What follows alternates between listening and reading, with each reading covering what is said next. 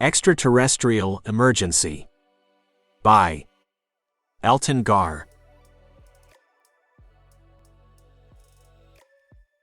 Dr. Christine Podner ran her fingers through her hair, trying to pull out a tangle. The two tall men in identical black suits had given her enough time to pull on some clothes, so she wasn't in pajamas, but not to brush her hair or put on makeup.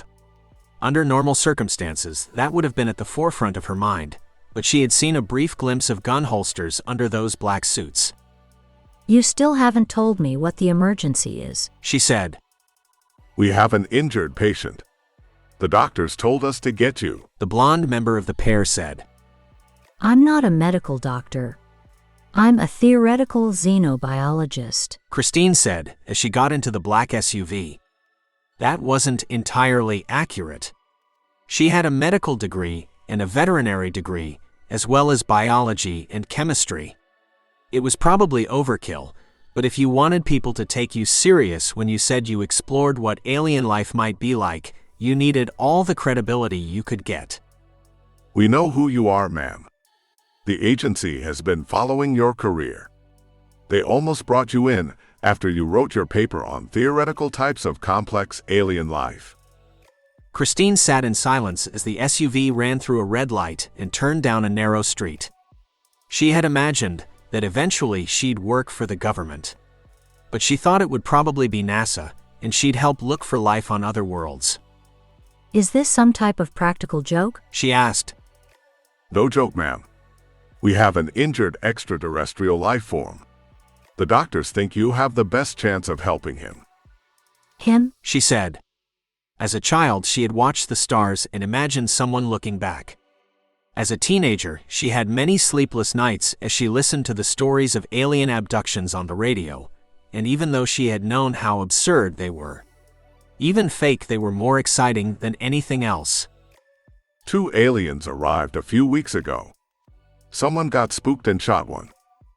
"I'll need to see the uninjured alien. It will understand more of its own biology than we do," Christine said. "We think the second one is a servant or perhaps a lesser species. It doesn't speak and it avoids us," the man said. Christine would like to avoid them too, and they hadn't shot anyone that she knew. "There are more ways to communicate than language, and it's unlikely to make anything worse," she said. She then clutched the small bag to her chest and tried to ignore the growing panic. A few moments later, they stopped in front of a row of buildings and led her to a small, unmarked metal door. One man opened the door and motioned for her to go in ahead of her. It was a narrow hallway with worn tiles and several burnt-out lights. At the end was another door, this one with a small, worn keypad.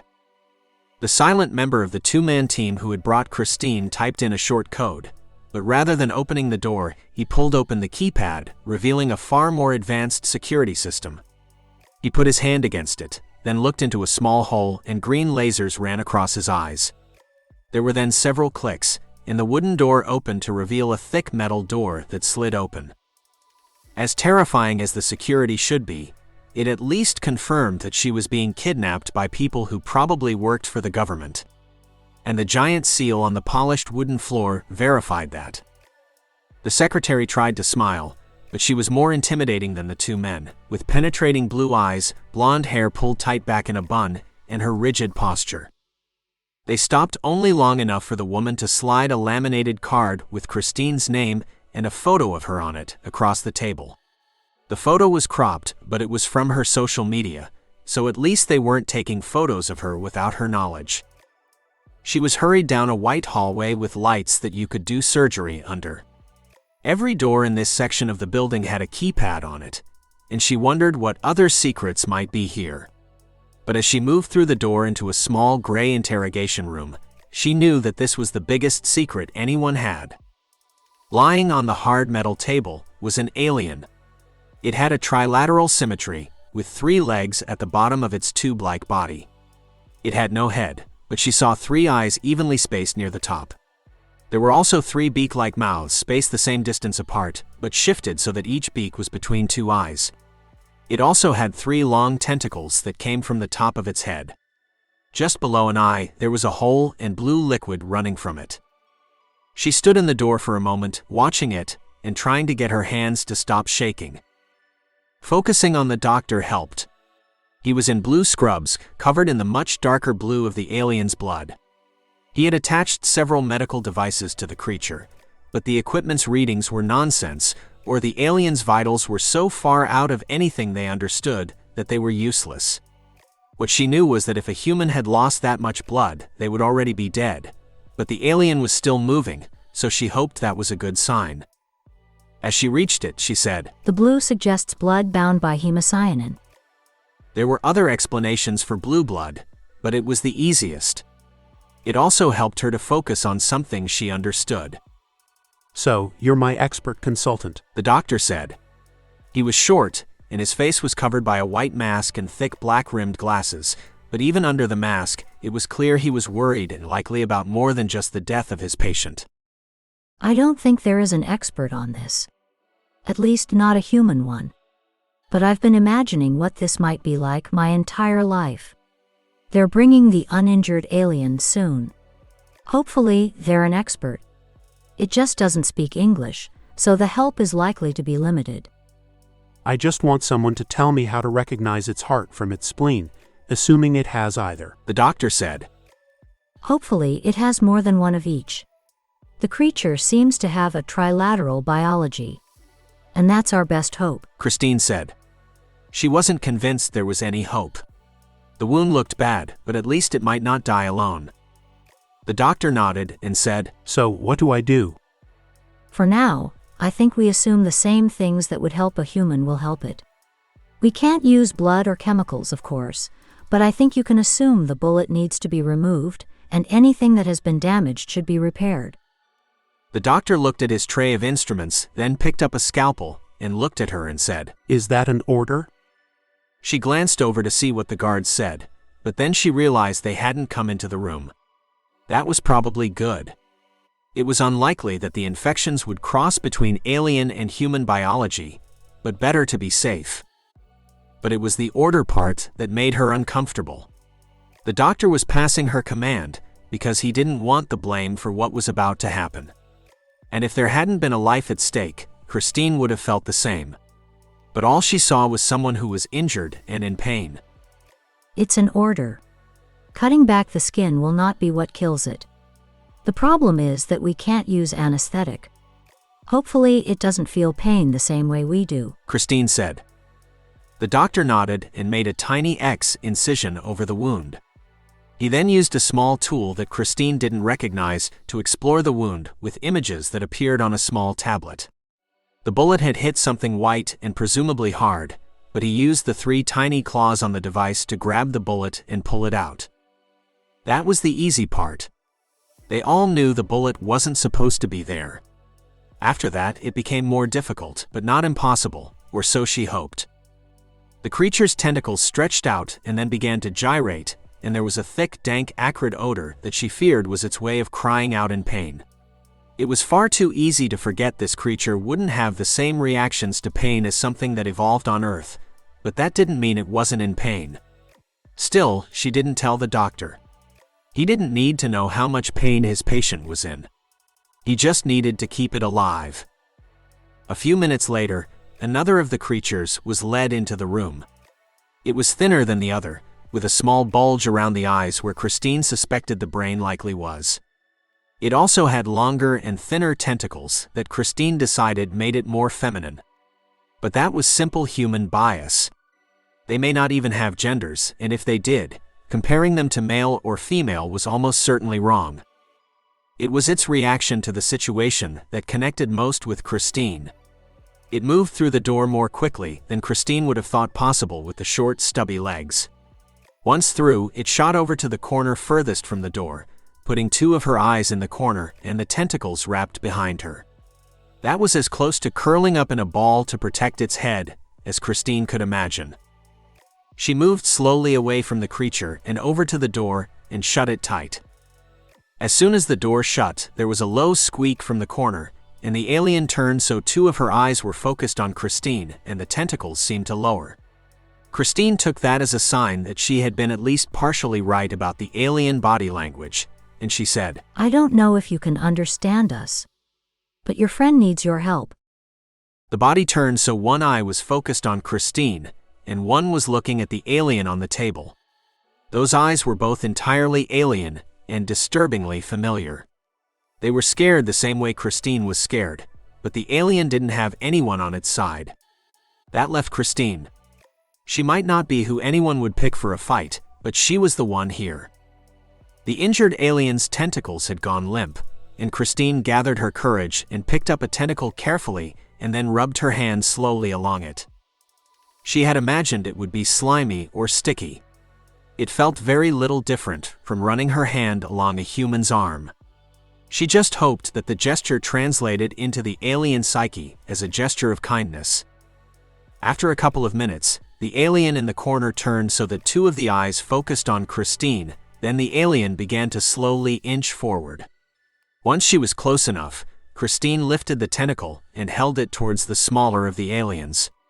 It stopped and looked at her with each eye turning to do so. It then slowly reached out and took the tentacle. As it touched, they intertwined the limp tentacles of the injured alien twitching into the grip of the other weakly. If that wasn't a friend holding the hand of someone in pain, then Christine might as well go home because she didn't understand anything. We're trying to help him, but we don't know what to do. Do you know how to heal him? Christine said, and she slowly reached down and touched one of the other tentacles of the uninjured alien. It pulled away, but that was more like someone flinching. Not a great sign, but it then wrapped around Christine's hand, holding it in a tight but not painful grip. She held the alien's tentacle for several seconds, and it wrapped around Christine's hand and slowly pulsed. After several seconds, she drew her tentacles over to the injured alien. It looked at the injury for a second, and then turned so that none of the eyes were looking at it, even though it held its tentacle. It seemed the alien didn't like to look at people in pain any more than she did. What do you need to know, doctor? Christine said. The doctor seemed to have closed almost everything that was bleeding. An organ was injured. I don't know if I should repair it or remove it, The doctor said. Which one? Christine said, and the doctor pointed at what appeared to be a long bulbous tube. Give me the scalpel. Christine said, and the doctor handed her one without a question. She then moved both of her hands into the wound and gestured towards the end of the tube with the knife. The smaller alien made a loud chattering noise and pulled Christine's hand back. Christine allowed herself to be pulled back and said, It appears to me that our anatomy expert thinks he needs that. As she spoke, the tentacle stopped pulling, but it wrapped around her, and she squeezed it lightly. They might not have language in common, but they were able to communicate what was important. I see, The doctor said, and he put down the scalpel that he had and took the needle and thread and slowly began to close the wound. The alien made a short whistling sound, and Christine said, It seems we've established yes and no. I hope so. The doctor said. He had relaxed considerably, but Christine didn't. There was more going on here than someone being terrified by an alien, and Christine needed to understand. Doctor, do you know what type of bullet you took out of him? Same caliber as the guns those men are carrying. The doctor said, and Christine realized perhaps he wasn't as oblivious to what was happening as she had assumed. Do you have any sedative? Christine said. Of course, but using it on the alien could kill it. The doctor said. It's not for him. Christine said. She didn't know if the agents outside were listening, but she had to try. She had never much trusted the government, and this didn't look or feel like the type of place you negotiated with aliens. It looked like where you kept prisoners. And the gunshot suggested they weren't being treated very well. You'll never be able to knock them both out, The doctor said. Probably not. But I have to try. And it won't be me using it. Christine said, taking out a small syringe and filling it with the sedative. Inject it in a large fleshy area, The doctor said. Christine held out the syringe so that it was between her and the uninjured alien. She hoped she had convinced it she wasn't an enemy. First, Christine mimed the plunger on the needle, and the alien chirped yes. She then held it over her butt, and there was another chirp. She then pointed at the door, and there were two chirps, this time perhaps happier.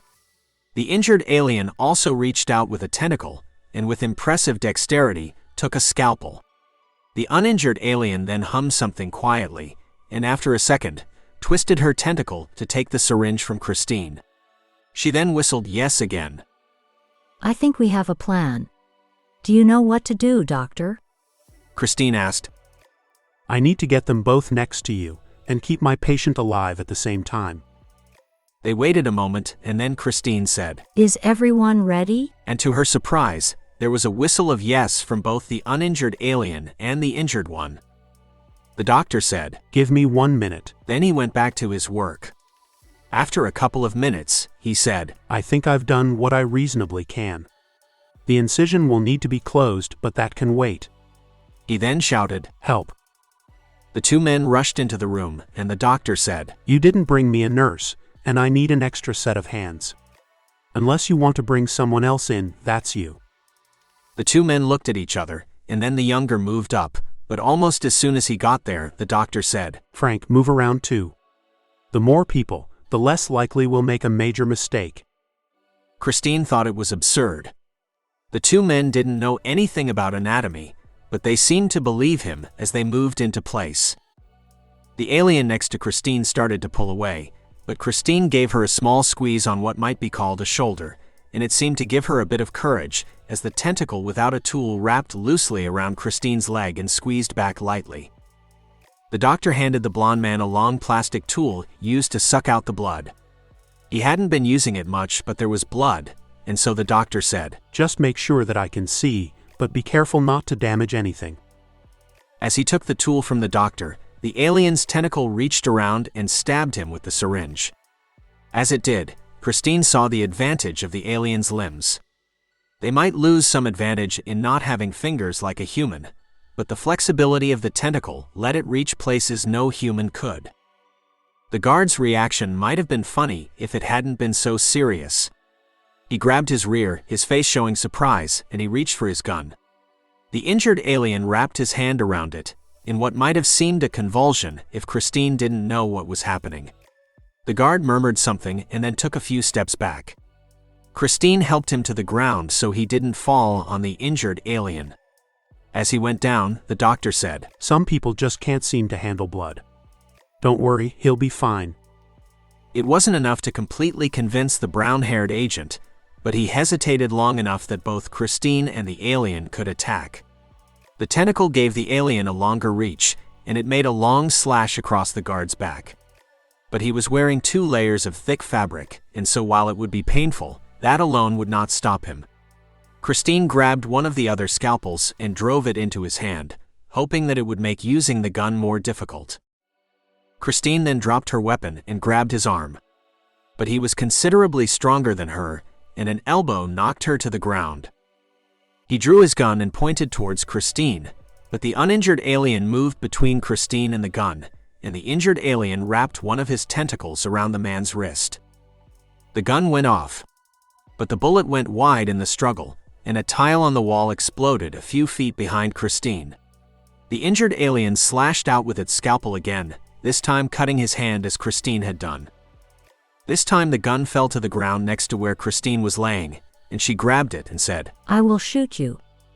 This is treason. The agent said, but he raised his hands. In my country, we don't shoot helpless people, no matter who or what they are. Christine said, though she knew that wasn't entirely true. She just wanted it to be true.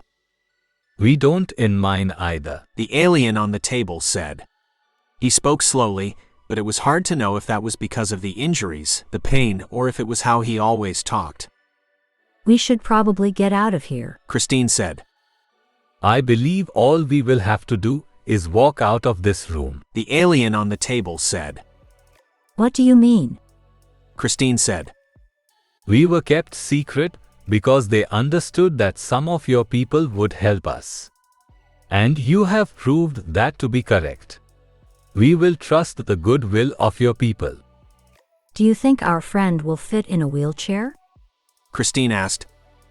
I'll get one. The doctor said, and in seconds she was pushing the alien out of the room, the smaller alien with her tentacle still wrapped around her wrist, and as they moved out, there was a clicking sound. You're welcome. And I'm sorry either of you were hurt. Christine said. They passed the stern-looking woman at the front desk without a word. She stood and yelled, but they only pushed the alien faster. Then, as they reached the exit, Christine hesitated before pushing the door open. Outside, the night air was crisp, and the stars shimmered in the vastness of the sky. The two aliens stepped into the darkness, tentacles intertwining in a gesture of camaraderie. Christine turned to the doctor, who had been silent during the escape. What happens now? She asked. We hope they're right about the goodwill of humanity, The doctor said as they stepped onto the street.